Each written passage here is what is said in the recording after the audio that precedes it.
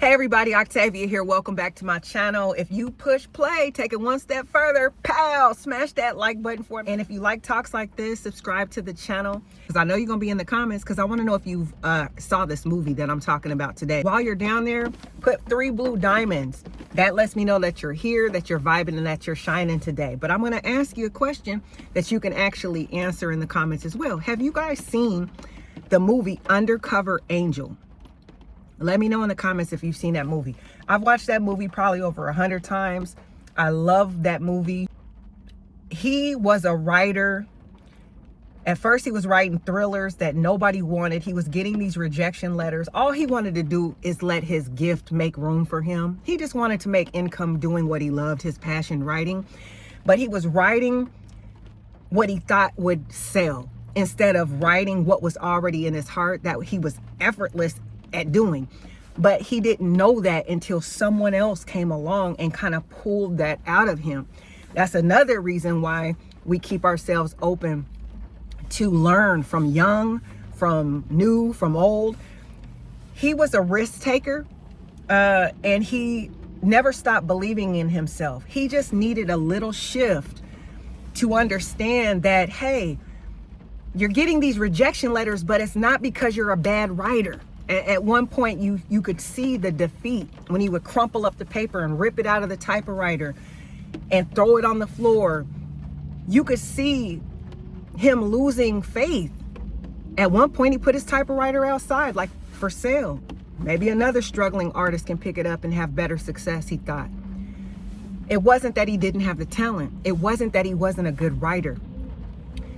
He wasn't writing what was in his heart. That was effortless, but he didn't know. That was his journey. That was the movie. Somebody else encouraged him, and he brought joy as he started actually making up these children stories to get his daughter, who he found out was his daughter, to go to sleep at night. He started just making up stories on the fly, just this is out of his imagination, and they were funny. She would laugh, she would go to sleep.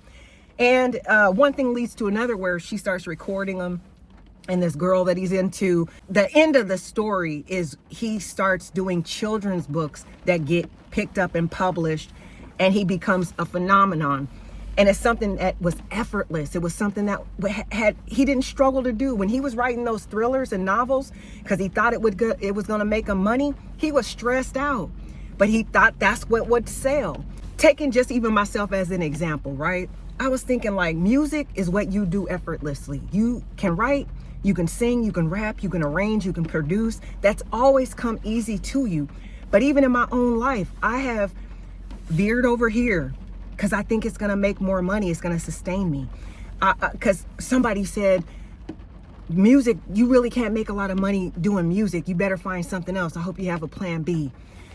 And somebody else said this, and you get all these people to rain on your dreams because they don't see it, or it's hard to do, right? Some things are just hard to do. But if it's effortless, and it was a gift that you have been given and you were born with, and it's something that is very obvious that you're good at, double down, triple down on it. I think about my own life, like, yeah, you got all these albums and you're blessing people, and you've been able to travel, and you've been able to do different things, and I've been able to do a lot, you know, and I'm grateful for that as an independent artist. I have had a pretty good career, and I've made a lot of money doing music.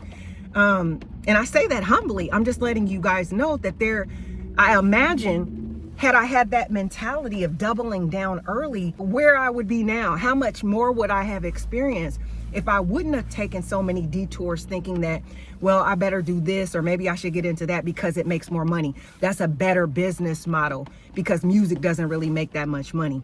Now I'm just doubling, tripling, quadrupling down on music because I know that's what I'm good at.